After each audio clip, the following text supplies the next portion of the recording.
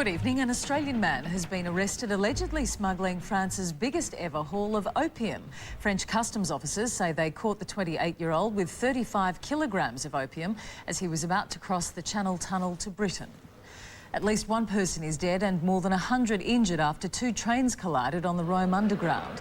One train crashed at high speed into the back of another that had stopped at Piazza Vittorio station. The impact made the roof collapse. 5 people are seriously hurt. The Nine network is expected to be sold to an American investment company. PBL shares are in a 48-hour trading halt with an announcement on the sale due tomorrow. James Packer is reportedly keen to focus on his Asian gambling operations. He sure as hell knows which side the money comes from. Gamblers lose, and if you own a gambling business, then you make money. Nine and PBL magazines are expected to be sold to the same company that bought the Myer department stores. North Korea says UN sanctions are a declaration of war. The rogue state says it wants peace but isn't afraid of war. It's the first time North Korea has responded to the UN sanctions imposed over its nuclear test. Thank you. Farmers are outraged at suggestions those who can no longer make money from the land should leave. Academics say climate change has made some farms non-viable. But like farmers, federal politicians don't believe that's the case. I think it's very un-Australian for people to be saying that farmers should be leaving the land.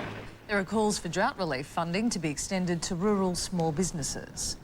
A 14-year-old boy has been charged with stabbing 2 classmates during an argument at a West Australian high school. One of his alleged victims is in Bunbury Hospital with stab wounds to the stomach. The other was stabbed in the arm and hand.